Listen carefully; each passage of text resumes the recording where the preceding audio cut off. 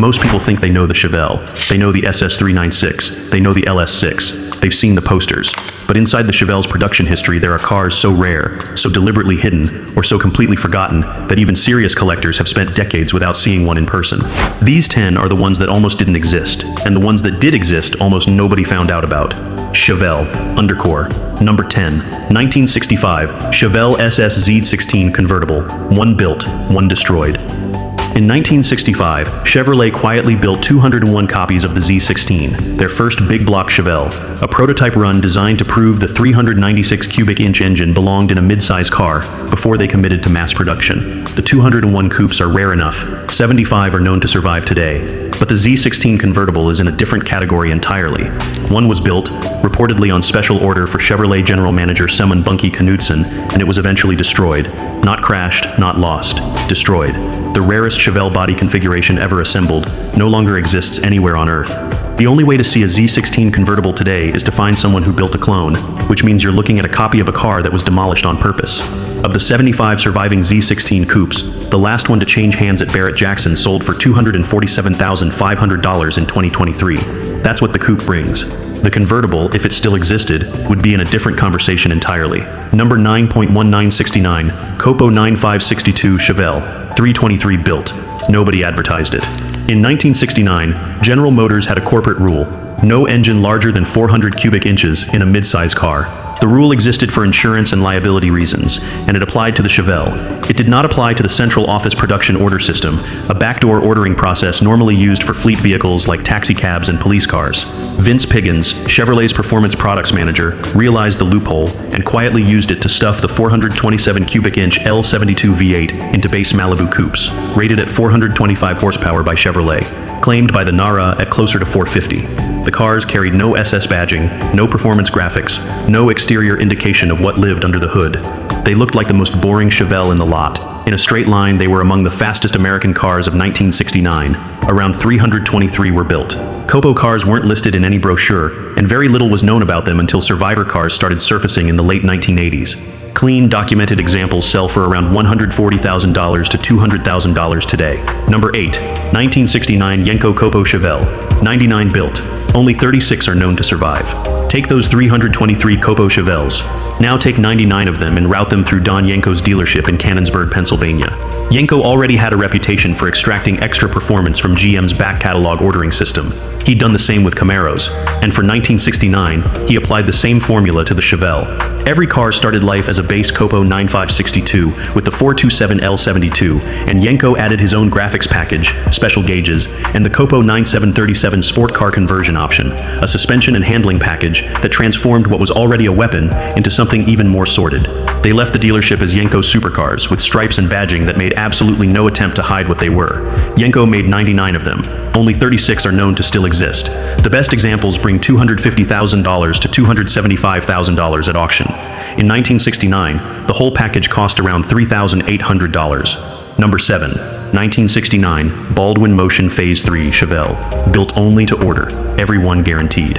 Baldwin Chevrolet was a franchise dealership on Long Island, New York. Motion Performance was a speed shop run by Joel Rosen, a consistent national record holder in ARA and RA modified production. Together, from 1967 to 1974, they built some of the most extreme street cars America has ever seen. Camaros, Novas, Corvettes, and Chevelles, all purchased from Baldwin, modified by Motion, and delivered to buyers who knew exactly what they were getting into. The Phase 3 Chevelle was their top specification, a 427 cubic inch big block modified with headers, a Holley carburetor, and a capacitive discharge ignition system to produce 500 horsepower, installed in a car they then backed with a written, money-back performance guarantee. The exact wording went, "We guarantee they will turn at least 120 miles per hour in 1150 seconds or better with an MP-approved driver on an ARA or NA/SRA sanctioned drag strip. If it didn't run that number, you got your money back." Rosen never once had to make good on that guarantee. Not a single car failed to meet the standard. The price in 1969 was around $20,000 at a time when a standard Chevelle coupe cost closer to $2,700. These cars were built strictly to customer order, which means no two were identical and no central production record was kept in the way factory cars were tracked. Surviving Phase 3. Chevelles are exceedingly rare, each one its own artifact from a 7-year window when two men on Long Island were quietly building the fastest street Chevelles on the planet.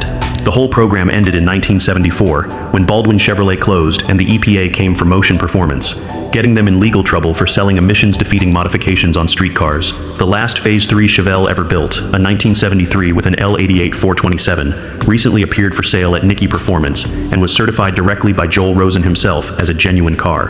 Number 6. 1970 Chevelle SS 454 LS6 convertible. Approximately 20 were built. One sold for $1.24 million. The LS6 is already the rarest factory engine the 1970 Chevelle SS ever received. 450 horsepower, 500 pound-feet of torque, solid lifter cam, 11.251 compression.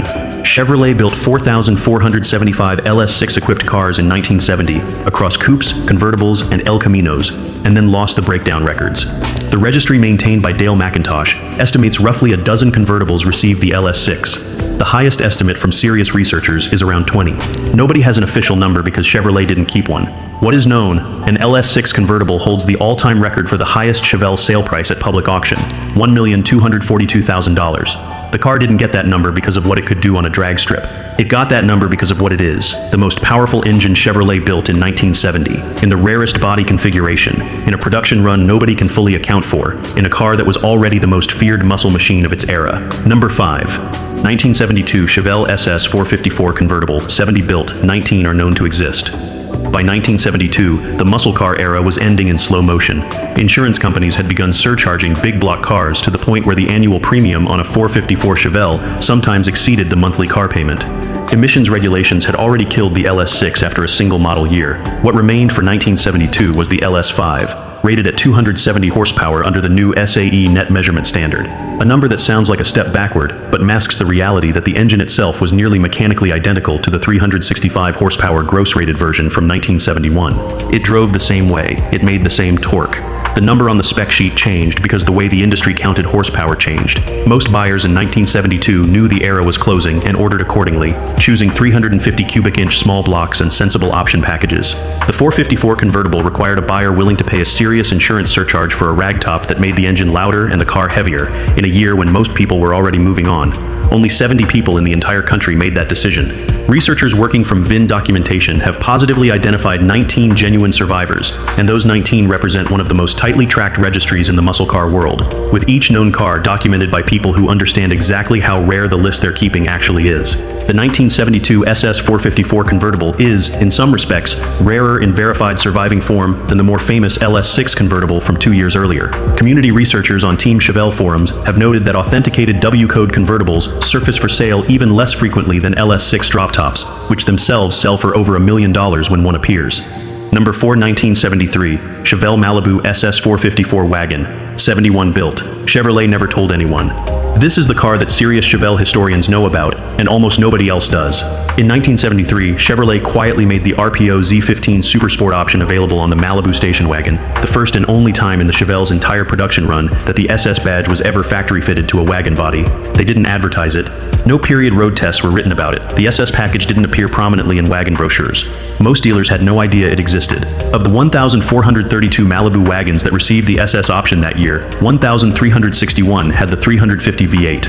Only 71 buyers specified the 454. What those 71 buyers got was a 3-row family wagon with SS stripes, a blacked-out grille, dual sport mirrors, and a 454 cubic inch big block under the hood. A grocery getter with muscle car hardware, built for one model year only. In numbers so small that dedicated Chevelle enthusiasts have spent decades being told the car they remember seeing as a kid simply didn't exist. It did, only 71 of them. Number 3.1972, Chevelle Heavy Chevy, one of the most misunderstood Chevelles ever made. The Heavy Chevy arrived in 1971 as Chevrolet's answer to the budget muscle car, specifically the Plymouth Roadrunner, which had proven that stripping a car down and adding a big engine could move serious volume at a lower price point than a fully optioned performance car. The formula was simple. Take the cheapest car in the lineup, add the right engine, and sell it for less than the premium trim. Chevrolet did exactly that. The heavy Chevy took a base Chevelle 300 Deluxe Coupe, added a blacked-out grille, a cowl induction hood, sport wheels with raised white-letter tires, and made V8 engines available up to the 400 horsepower, then priced the whole package below the Malibu to catch buyers who wanted the performance look, without paying for leather and wood grain trim they didn't need. Most buyers, and most automotive media, ignored it completely. The SS396 got the magazine covers. The heavy Chevy got sold to people who read the option sheet carefully and understood what they were actually buying. What makes the 1972 version specifically significant is where it sits in history, the final year of the second-generation Chevelle body style, the last moment before Chevrolet's new Colonnade A body redesign arrived for 1973 and ended the classic silhouette permanently. It was the last time a buyer could order that particular body, the one that had carried every legendary Chevelle variant since 1968, with a big block engine, under a name that most Chevelle enthusiasts today have never heard of. Survivors are harder to find than comparable SS models, partly because nobody thought they were worth saving at the time, and partly because the name itself has been nearly erased from the conversation. Number 2, 1965, Chevelle SS Z16 Coupe, 200 built, the car that started everything. The SS396 sold 72,000 copies in 1966, before the LS6 convertible sold for over $1 million. Before any of it, there were 200 of these, built between February and April of 1965 at Chevrolet's Kansas City plant, distributed quietly to select buyers, and barely acknowledged by the company that built them. The Z16 option gave buyers a 396 cubic inch L37 V8 rated at 375 horsepower, not the solid lifter L78 that would become famous later, but a hydraulic lifter unit unique to these 200 cars, capable of running a quarter mile in 14.9 seconds on street tires in 1965, when most muscle cars needed considerably more time than that. The Z16 also included a convertible specs boxed frame for additional rigidity, Impala rear axle and brake assemblies, and virtually every available Chevelle option, making it the most comprehensively equipped, most expensive Chevelle anyone could buy. It wasn't a sales exercise, it was a proof of concept, Chevrolet showing internal management and the buying public that a 396 cubic inch Chevelle was viable before committing to mass production. It worked. The 200 Z16 coupes are the reason 72,000 SS396s were sold the following year.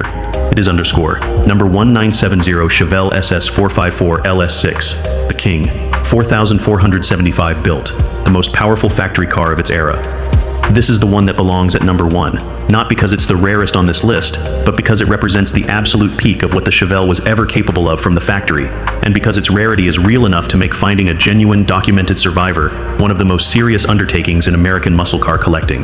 The LS6 454 made 450 horsepower and 500 pound-foot of torque from the factory, a rating that actually understated real output, which independent testing consistently placed closer to 500 horsepower. For a brief window in 1970, the LS6 Chevelle was the single highest output car Chevrolet produced, outranking even the Corvette. That distinction lasted one model year. Chevrolet's Tonawanda engine plant records confirm 4,475 LS6 engines were built in 1970. Every one of them went into a Chevelle or El Camino. The Corvette didn't get the LS6 until 1971, but Chevrolet lost the breakdown records showing how many went into coupes versus convertibles versus El Caminos. The registry maintained by Dale McIntosh documents around 300 survivors across all body styles. Of those, the convertibles are counted in the dozens at most, making each one an individually significant car. Chevrolet never officially advertised the LS6 as a Chevelle option in consumer materials. Certain dealers understood how to order it. Buyers who knew the right questions to ask walked away with the most powerful car Chevrolet was legally selling. Everyone else bought something slower and never knew the difference.